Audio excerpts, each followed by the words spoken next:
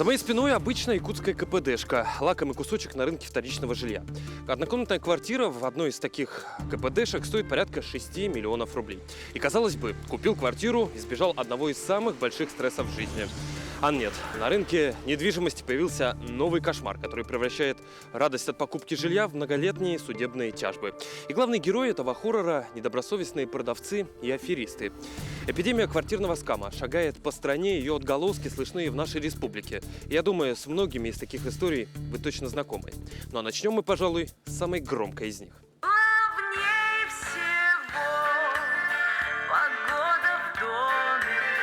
Эти строки знаменитого шлягера кажутся, если не злой иронией, то как минимум пророческими. Все началось именно с нее. Лариса Долина в буквальном смысле распахнула элитный ящик Пандоры. Сначала получила деньги за проданную недвижимость, а затем заявила, что, продавая ее, находилась под влиянием мошенников и не соображала, что делает. Поэтому через суд возвращает собственность обратно и признает сделку недействительной. Я стала жертвой мошенников. В отношении меня совершены очень изощренные и спланированные мошеннические действия. По данному факту возбуждено уголовное дело. Я признана потерпевшей, а на мою квартиру наложен арест. Предварительным следствием установлено, что мошенники находятся на территории Украины, и только что они выложили в соцсетях якобы от меня обращение чудовищного характера, в котором нет ни одного слова правды. В интересах предварительного расследования более каких-то углубленных комментариев я сейчас дать не могу. Покупателем тогда стала 34-летняя мать-одиночка Полина Лурье. 24 июня они с Долиной заключили сделку купли-продажи. При этом артистка продолжила жить в квартире. В начале августа, когда Долина выступала в театре на Таганке, к ее дому приехали 5 неизвестных мужчин и заявили, что теперь это их квартира. Певица отказалась освобождать жилье и обратилась в полицию. Тогда она и поняла, что стала жертвой мошенников. В итоге на квартиру наложили арест. Общая сумма ущерба составила порядка 180 миллионов рублей. Квартира Долиной при этом стоит около 195 миллионов, но она продала имущество всего за 112. Эта сумма гораздо ниже рыночной цены. Согласно текущему законодательству, подобное занижение цены может быть поводом для признания покупателя недобросовестным, а это уже будет аргументом для оспаривания сделки. Запомните этот момент. Но судебная тяжба между Лурье и Долиной завершилась относительно недавно, причем не в пользу первой. Суд вернул имущество артистки, а имя певицы в судебной практике уже стало нарицательным. Вот так у нас теперь есть и эффект зловещей долины, и эффект Долиной.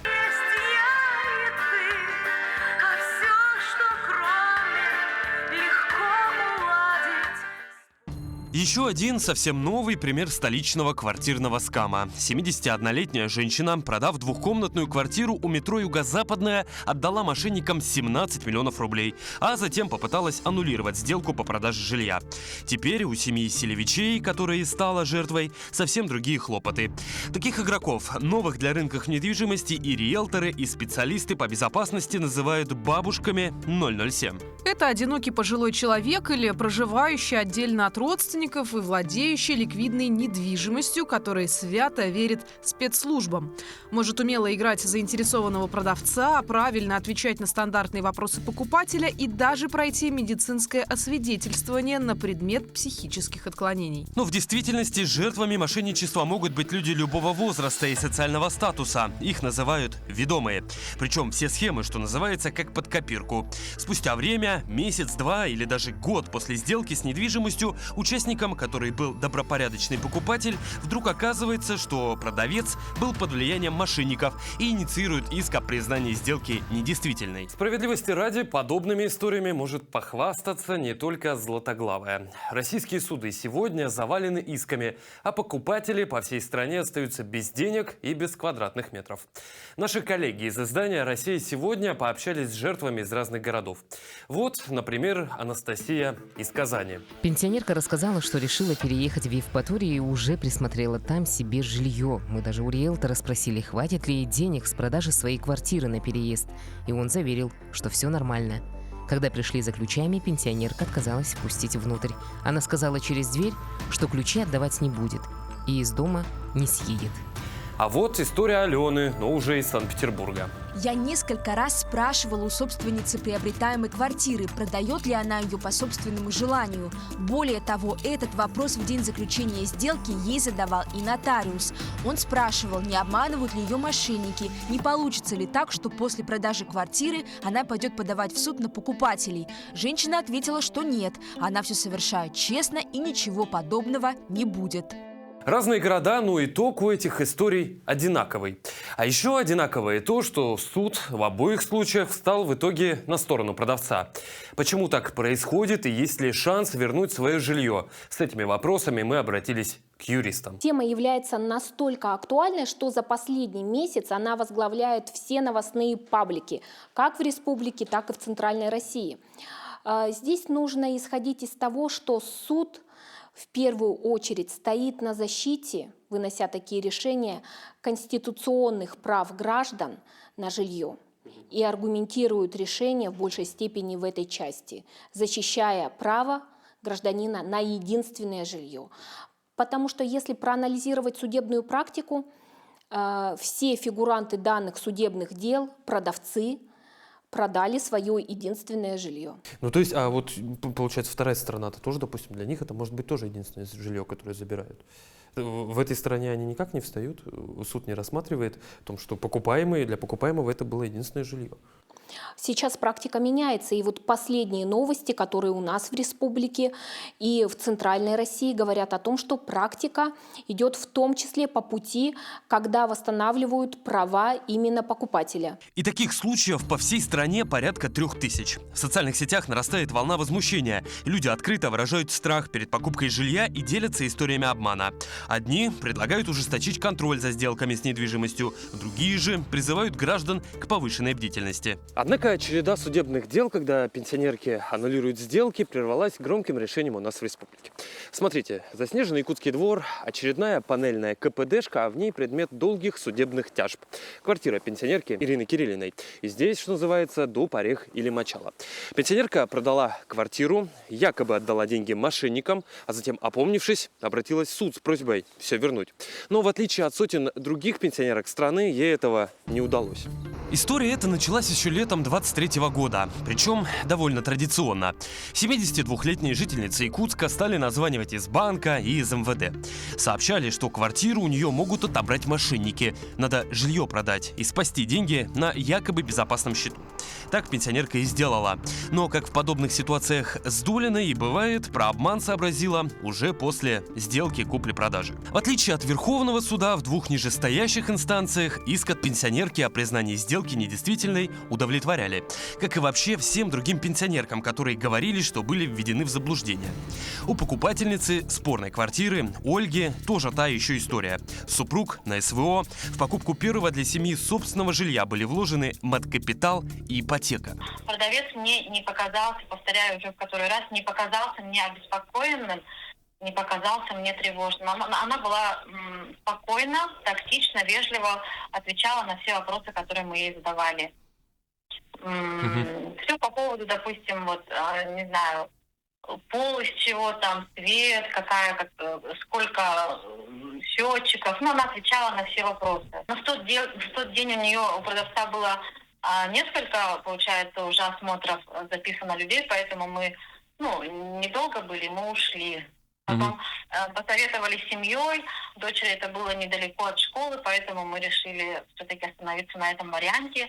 Позвонила своему риэлтору, сказали, да, мы берем, чтобы потом уже впоследствии, не могли уже проводить осмотры, да, потому что мы уже дали согласие. Все.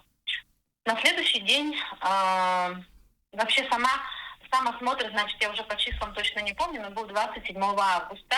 28-го, то есть меня, покупателя потенциального и продавца, пригласили в риэлторское агентство, чтобы подписать предварительный договор купли-продажи. Мы в определенное время пришли, также пришел продавец, дали нам договор, мы читали. Продавец очень внимательно вчитывался все в пункты. все, что там было написано, и то по мне так, мы же как бы читаем глазами быстро-быстро, да, как бы в силу возраста, а она очень долго, скрупулезно сидела, читала. Первые два суда в Якутске встали на сторону пенсионерки на основании того, что она была лишена способности понимать направленность и смысловое содержание действий неустановленных лиц в юридически значимой ситуации. Причем самый первый суд даже не постановил вернуть Ольге деньги. Подумаешь, мат-капитал пропал, ипотека висит. В один день, это было 29, по-моему, уже сентября, срок ожидания, получается, полностью истек. Мне звонит риэлтор очень таким встревоженным, взволнованным голосом, сообщает: Ольга Владимировна, мне надо с вами срочно поговорить. Мы встречаемся. Здесь она и мне сообщает вот эту вот ужасную новость, как гром среди ясного неба. Так, продавец Ирина Ивановна, обратилась в полицию, в ближайший свой участок, потому что якобы она все средства, которые были получены от продажи квартиры, перевела мошенникам. У меня просто, не знаю, какое-то непонятное состояние сразу, шок, не знаю, какой-то просто я не ожидала всего этого. И сразу как бы потом, а что со мной, я сразу говорю, а что я? А что со мной? Меня риэлтор говорит: вы же купили эту квартиру честно? Честно. Это же не вы мошенница, не я, конечно. Значит, вы как бы все равно в эту квартиру въедете. Далее мы договорились уже, с родственниками, получается, мы сюда приехали. Они, спешно собирали вещи. Там подробности я вдаваться не буду. И сказали, что на следующий день мне через акт передачи вручат ключи. Так и произошло. 30 сентября, мне дали ключи от квартиры, в которую я въехала. Которые купили? Который я купила, да. Тогда Республиканский Верховный суд, куда в конце концов обратилась Ольга, в первый раз счел такой подход неправильным. В удовлетворении иска Кириллиной и Каргуновой публичному акционерному обществу Банк ВТБ о признании недействительным договора купли-продажи жилого помещения отказать. Причем весомую роль в решении Верховного суда сыграла повторно проведенная психиатрическая экспертиза. В материалах дела имеется экспертное заключение Государственного бюджетного учреждения здравоохранения «Краевая клиническая психиатрическая больница» от 24 июля этого года. И вот, что в ней говорится. По своему психическому состоянию Кириллина в юридически значимый период 26 августа, 29 августа и 11 сентября 2023 года могла понимать значение своих действий и руководить ими. Я добросовестный покупатель. И таких, как мы, говорят сейчас очень, я не знаю, какая-то эпидемия пошла, волна такая, очень массовая, вторичный рынок вообще. Люди уже боятся покупать, особенно у пожилых. Да, бывают случаи, что даже сейчас не пожилые, а просто какие-то муж с женой бывают, заявляют, мать с сыном. И таких случаев очень много. Я, по-моему, уже говорила, и еще раз хочу озвучить, все-таки сейчас действительно телефонное мошенничество очень распространилось, очень-очень, я не знаю, как от него обезопаситься, но я бы призывала, допустим, детей, внуков, пожилых людей, все-таки быть с ними очень внимательными. Мы понемногу, конечно, начинаем. Я хочу купить новую мебель, потому что 2 года этих судебных тяжек как бы между небом и землей находилась в таком состоянии, а вдруг выгонят, вдруг не наша не наша квартира, мой дом, не дом, Сейчас конечно, моя семья вздохнула с облегчением, начнем новую мебель покупать. Ремонт в комнате дочери сделаем. И тут возникает резонный вопрос. Что делать, если пенсионерка добросовестная? Если и правда никого обманывать не хотела, а на самом деле попала под воздействие мошенников? По логике, если сделка расторгается, то одна сторона возвращает деньги, а другая – товар. Но деньги-то ушли мошенникам, их не вернешь. И бабушку при этом на улицу не выгонишь. И что тогда делать? Может, государство поможет? К слову об этом, политологи уже делают ставки и предсказывают, что тема с пенсионерками-скамершами может быть затронута и президентом России Владимиром Путиным в ходе традиционной декабрьской прямой линии. Если посмотрим данные социологических исследований, поймем, что людей волнует рост цен, ЖКХ, занятость. Я думаю, что могут вылезти горячие ситуативные темы, например, бабки-мошенницы или обманутые покупатели. Сейчас в СМИ эту тему со сделками по квартирам очень широко обсуждают. Утильсбор тоже очень волнующая тема. Я думаю, что практически вся социальная повестка будет затронута. Ну а теперь по факту. Единственное, что можно сделать, говорят эксперты и участники рынка, это попытаться ввести некий аналог ОСАГО. Только страховать риск внезапной утраты прав право собственности, то есть титул. Но страховые компании, если и возьмутся за это, то лишь за большие деньги.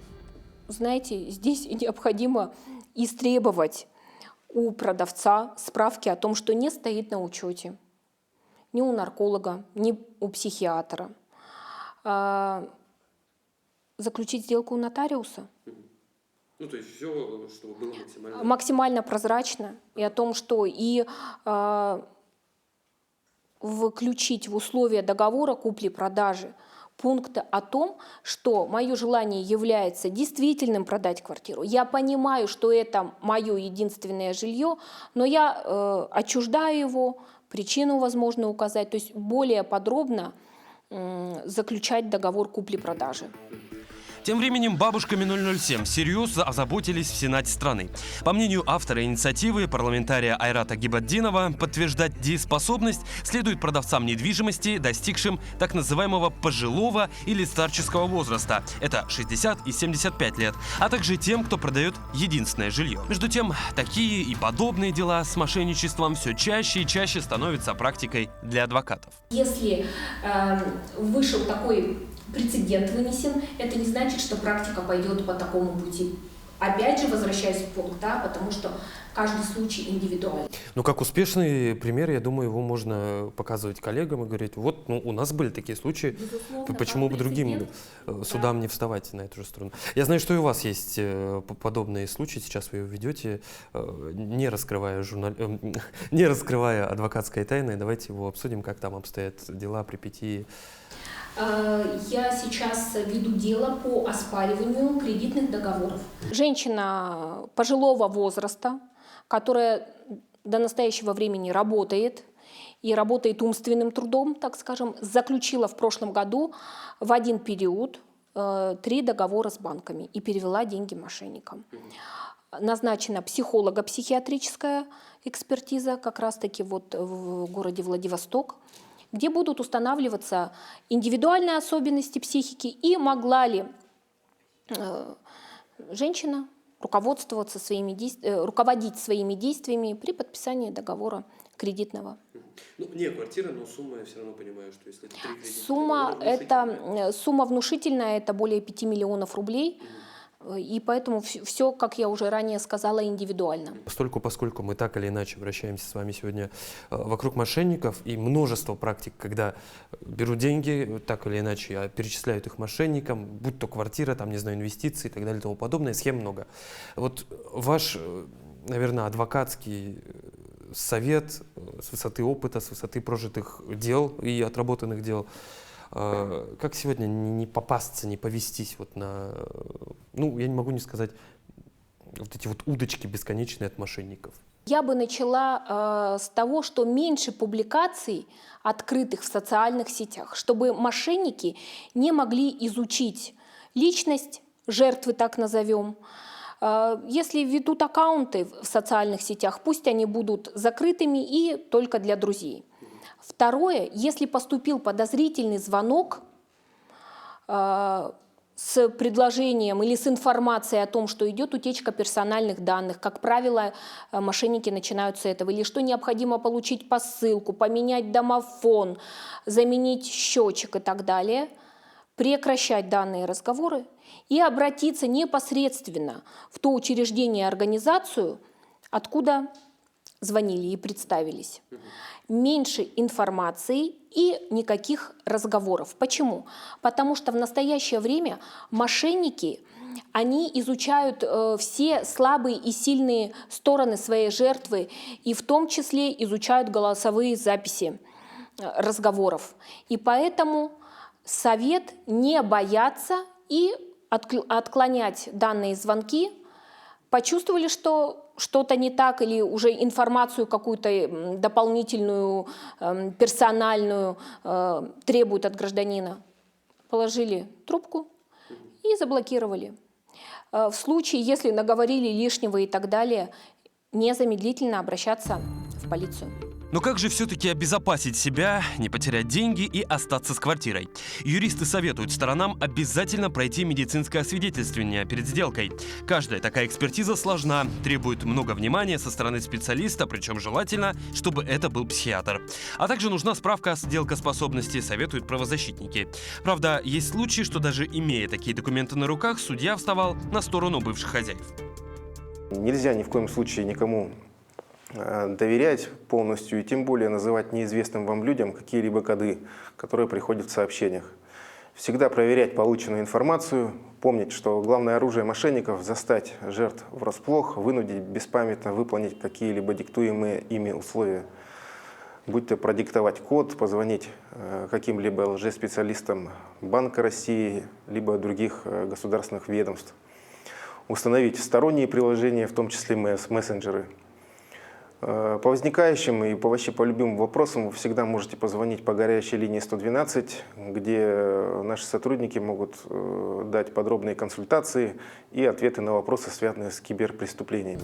Тем временем в объявлениях по продаже квартир открытым текстом пишут, кто точно не является собственником квартиры. Ведь пока непонятно, повлияет ли прецедент из Якутии на судебную практику и появится ли механизм защиты добросовестных покупателей от недобросовестных продавцов. Или одни и дальше будут платить за ошибки других.